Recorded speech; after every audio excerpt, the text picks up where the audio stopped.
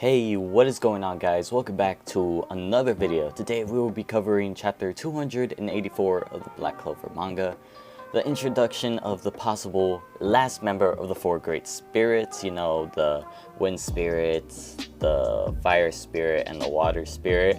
And now we have the nature spirit, supposedly, and then we also have the introduction of ultimate magic. Sorry for not uploading in a fat minute, but you know, I had to catch up on schoolwork and stuff. But don't worry, I'm back now that I'm caught up. Hopefully I can stay you know, caught up, and then, you know, continue on schedule with these weekly manga videos. Don't worry, Jujutsu Kaisen will be coming back too when the new manga chapter releases on Sunday. The chapter starts off with a flashback to when Noelle and her group were stranded in Elysia, I think is the name of the place. We get introduced to the Dryad, who can foretell the future. A Dryad, if you don't know, is a being in Greek mythology, a nymph and also a nature spirit, which is where I get the theory that it's the possible final spirit. A nymph basically means that it's a being that takes form of a beautiful woman. Pretty much, she's a tree, dog. She's a tree that takes the form of a girl. She mentions that she knows that the doors to the underworld will open because, you know, she can see the future. At that moment, it hasn't started yet.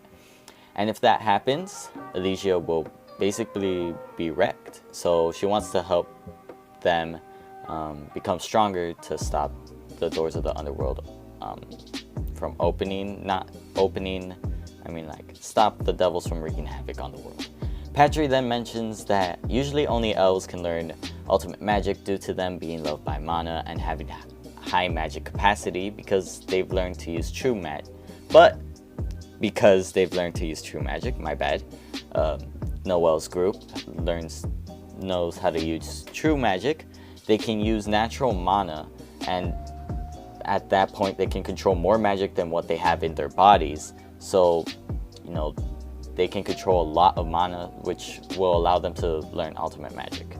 The basis of ultimate magic is to become one with natural mana, and this makes sense because the elves were loved by mana. They could use the natural mana easily, and we're basically one with it, and, you know, it was all in the same. It was all one and the same for them, and because of this, they can use magic that goes way beyond than what they've been using. So luckily, since they've learned true magic, they can now control nature mana, but now they just have to become one with it to be able to, you know, access this great power of ultimate magic. We then return to the present, where everyone uses their true magic to completely annihilate the low-level devils. But then, new devils walk out of the gate, and people realize that they have way more strength than the previous devils. Middle-class devils are starting to see through the gate of the underworld. We then get the Dryad talking about how lower class devils can be wiped out easily by high magic power, even if you don't have magic that can kill devils. If you don't know, only certain types of magic can actually kill devils, even if you're not that strong. Dark magic, there's anti-magic, and time magic. Well, anti-magic isn't even a magic type, but whatever. But because these low-level devils are weak, they can be killed like any regular human with, you know, just a high amount of magic.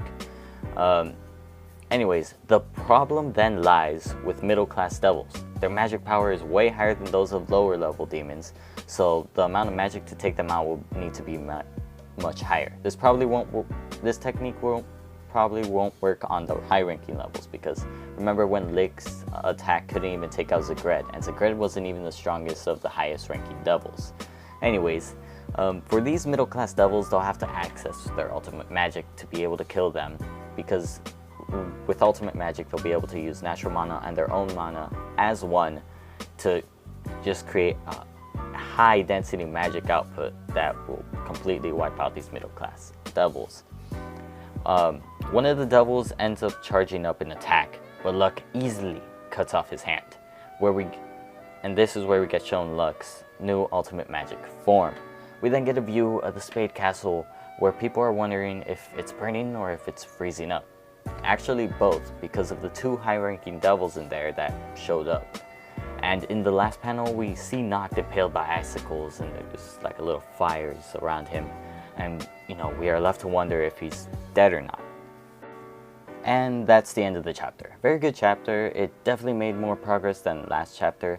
But, you know, let's talk about it. I believe that next chapter is going to show Morris because, you know, it's a fucking war out here right now. And, you know, to keep it from being repetitive and just keep showing new forms, they probably might want to go more in depth about the Dark Dryad because we didn't get much up to this point about them, and I want to know more about their origin and how they got into contracts with their devils. Everyone wants to know that. Other than that, I really have no other input or any other theories that could happen, like on my first video. But, you know, I'll be on the lookout for Black Clover theories this week and give my input, give my thoughts on those, hopefully. Anyways, that's it for this video. Be on the lookout for Sunday when my new Jujutsu Kaisen video comes out. And that's the end. Peace out.